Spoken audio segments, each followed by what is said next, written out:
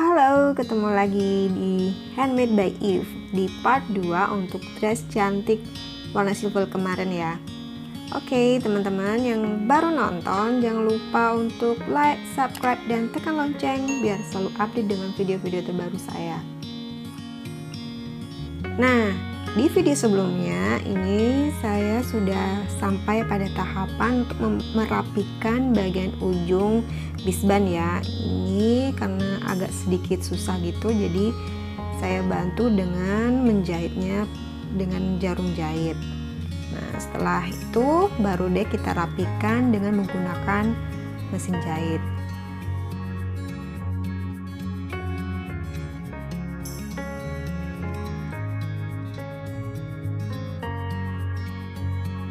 Saat proses merapikan ujung bisban ini memang agak sedikit tricky ya, jadi kadang saya menggunakan ini alat untuk membuka benang atau untuk dedel gitu ya. Jadi untuk memasukkan benang-benang yang keluar itu saya menggunakan alat itu.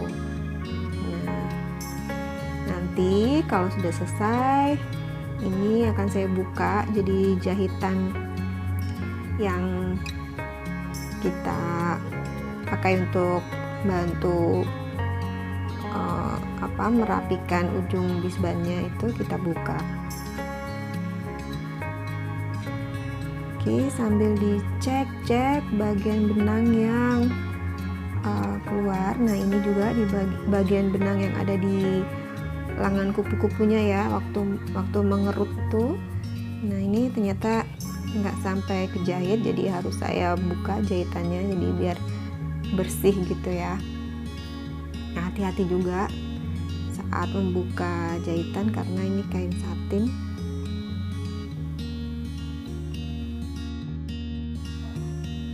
Dan selanjutnya ini saya mau pasang bisban pada kerung leher ya. Di sebelumnya saya pastikan dulu untuk bagian kancing, jadi antara brokat dan kain satinnya itu udah benar-benar sama gitu ya. Nah, ini bagian ujung brokatnya itu akan saya lipat kemudian saya jahit. Jadi nanti bagian brokat ini tidak dilipat bersama satinnya ya, tapi saya lipat sendiri seperti ini. Jadi nanti waktu finishing itu tidak ada bagian brokat sama sekali yang keluar di bagian dalam baju.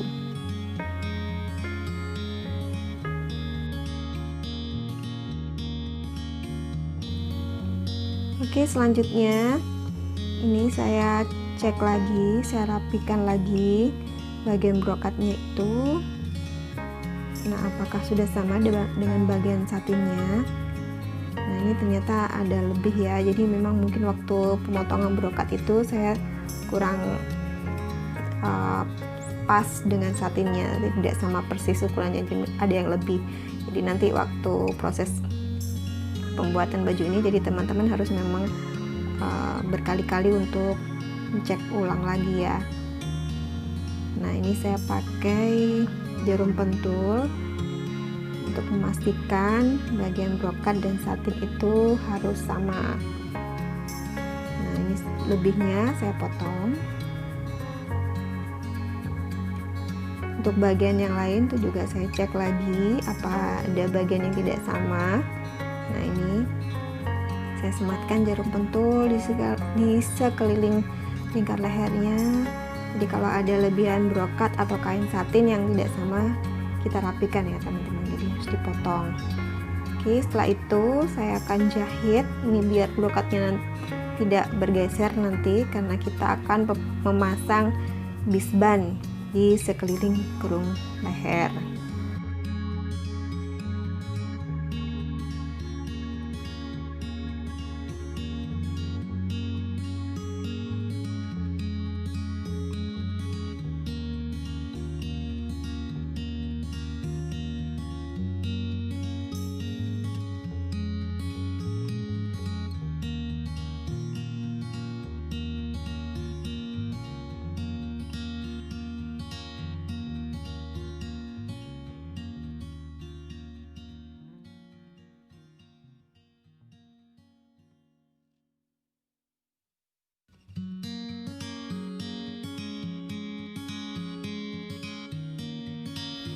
Oke, selanjutnya setelah beres kita jahit bagian brokat dan satinnya, kita akan pasang bisbannya.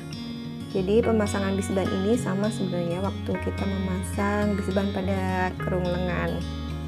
Nah, ini bagian ujungnya saya lebihkan sedikit ya, sekitar 1 cm.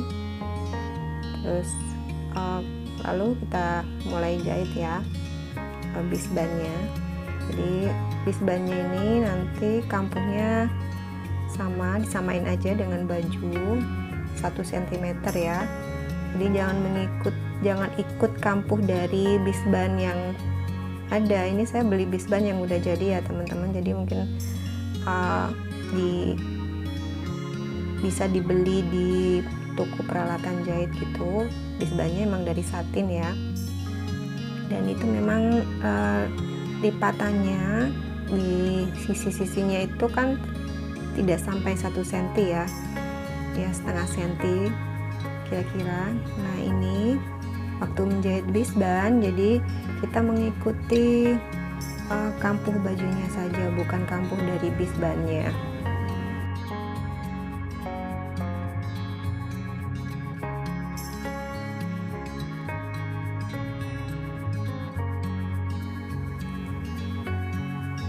Oke, setelah selesai jahit bisban, ini kita akan gunting bagian kain satin dan brokatnya. Hati-hati jangan sampai kena bisban ya. Nah, kita potong biar nanti saat membalik tidak terlalu tebal gitu ya, dan kesannya kurang rapi. Oke, selanjutnya bisban kita di ujungnya ini kita lipat seperti ini, lalu dilipat lagi. Nah, ini nanti kita akan jahit lagi di sekeliling sampai ujung ya.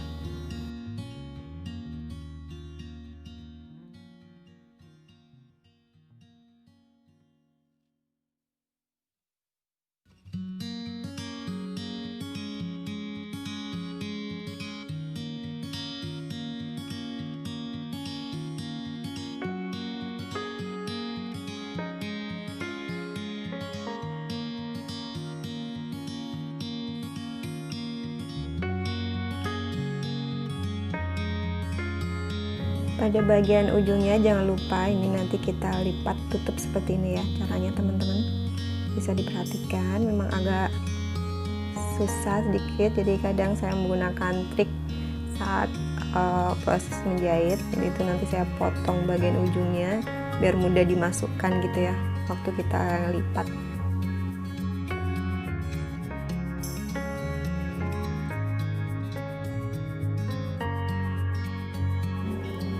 Oke, lanjut ke ini kain tile.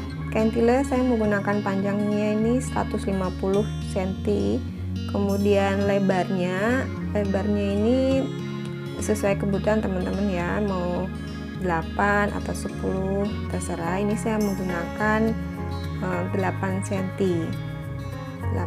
lebarnya kalau nggak salah ya, sekitar segitulah. Nah, nanti kita kerut sampai sepanjang kain brokat ya nanti, karena ini akan saya tempel di bawah kain brokatnya. Nah, jadi waktu pasang seperti ini ya teman-teman posisinya. Jadi kain tilenya itu saya posisikan seperti ini, nanti kita jahit sekeliling. Nah, waktu menjahit usahakan kain tilenya itu ada di atas brokat ya. Jadi karena kain tilenya itu kan berkerut, jadi yang ada kerutannya itu posisikan ada di bagian atas. Biar kita bisa merapikan waktu proses menjahit. Nah, ini sudah terpasang kain tilenya. Nah, ini kampuhnya itu kan ada ya lebih ini, jadi saya arahkan ke atas kampuhnya. Nah, nanti akan saya tutup dengan bisban satin lagi.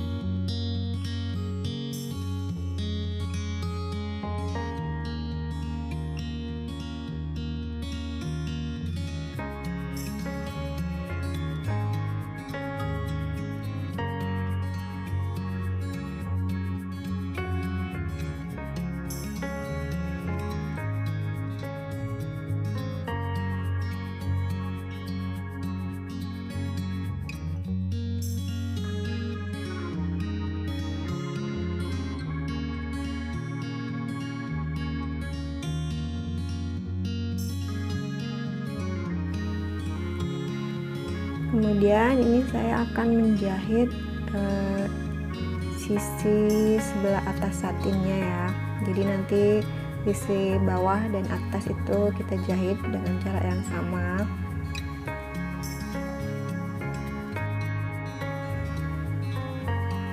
Nah, ini teman-teman, saya sudah beres menjahit kain tile dan bisban satinnya. Next kita akan membuat roknya ya, atau bawahannya dari dress ini. Bawahannya saya akan menggunakan pola 1 lingkaran penuh. Nah, ini sebelumnya saya akan mengukur keliling dari kain satinnya. Jadi dari ujung sampai ujung lagi tuh saya ukur, ini ketemu 62 cm ya teman-teman. Nah, untuk mengukur atau mencari panjang jari-jarinya ini ya, jari-jari lingkaran, saya menggunakan rumus dari setengah lingkaran dulu. Itu jadi lingkar dari seluruh satinnya tadi 62, kita bagi 6, kemudian dikurangi setengah senti. Nah, ini ketemu 10,3 sekian gitu ya. Dan saya menggunakan pembulatan saja, jadi kalau dikurangi setengah ya saya hitung sekitar 10 cm lah ya nanti jari-jarinya.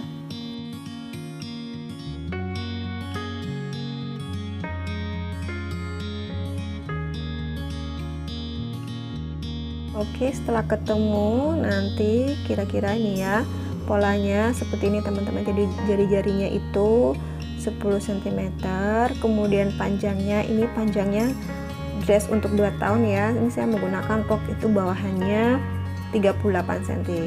Jadi teman-teman mau panjang berapa terserah nanti. Ini kalau saya menggunakan 38 cm. Kemudian nanti pola yang akan saya gunakan untuk memotong kain biar tidak terlalu memakan tempat atau tidak terlalu lebar ya, saya menggunakan 1/4 lingkaran. Jadi sama, jari-jarinya sudah ketemu 10 ya. Jadi nanti polanya akan berbentuk seperti 1/4 lingkaran. Oke, berikut saya contohkan bagaimana cara membuat polanya. Jadi teman-teman bisa diperhatikan ya, ini saya pakai kertas koran. Saya mulai dari panjangnya dulu. Panjang roknya itu 38 cm. Kemudian saya tambahkan lagi, ini untuk jari-jarinya itu 10 cm. Kemudian ke bawah juga 10 cm. Ini saya buat juga di tengah itu 10 cm. Pokoknya sekeliling nanti ya jari-jarinya itu semuanya 10 cm. Nah, ini saya buat titik-titik untuk membantu membuat garis lengkungnya. Begitu juga untuk panjang ya, nanti saya tambahkan lagi ke bagian bawah itu 38 cm, nanti memutar terus sampai ke atas itu 38 cm. Nah, ini saya membuat titik-titik gitu untuk membantu membuat garis lengkungnya. Jadi mengukurnya juga dari garis lengkung yang dari jari-jari tadi ya.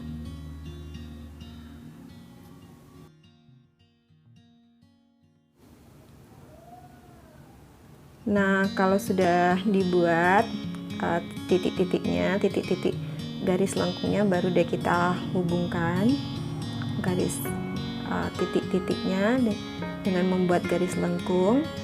Nanti setelah jadi baru deh kita potong dengan rapi ya.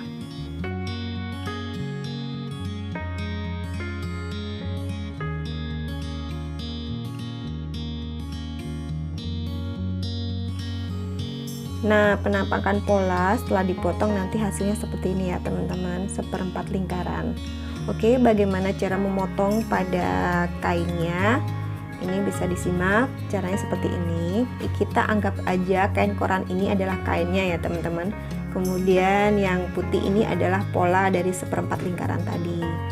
Nah, ini kainnya saya lipat dulu seperti ini. Oke, kita ukur kira-kira pas dengan pola. Nah, ini saya lipat lagi seperti ini, kemudian diposisikan polanya seperti ini. Ini adalah posisi pola jika roknya bawahnya itu tanpa kerut ya teman-teman. Kemudian untuk kampuhnya itu hanya diberikan di bagian atas dan bawah saja. Kampuhnya cukup 1 cm karena bagian bawah nanti saya bis ya, tidak saya lipat. Nah ini setelah itu kita potong seperti ini.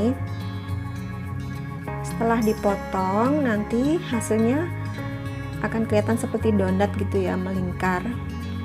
Nah jadinya seperti ini kalau kita buka. Nah selanjutnya ini akan saya buat bawahan yang menggunakan kerutan sedikit ya. Jadi bagian samping ini saya beri kampuh lagi dan atas bawah juga kampuh. Jadi nanti panjangnya itu lebih panjang dari yang sebelumnya ya. Ini karena ada kerutan. Jadi posisinya pola seperti itu ya teman-teman. Jadi di sekelilingnya itu saya beri kampuh.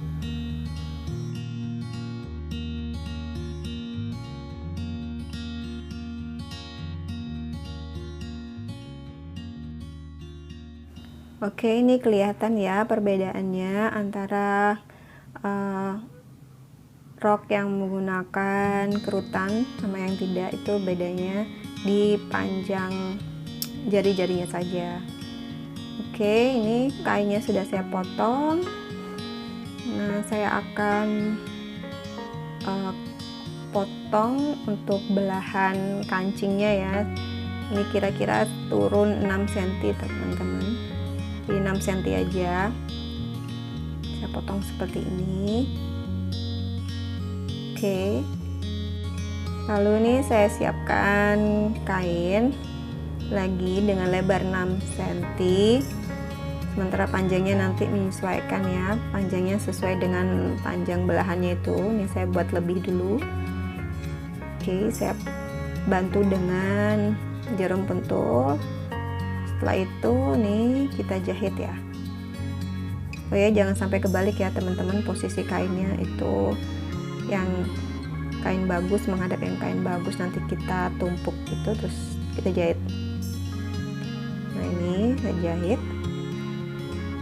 Perhatikan bagian tengahnya itu memang nanti akan berkerut gitu ya, tapi nggak apa-apa, ini kita hati-hati aja waktu menjahitnya.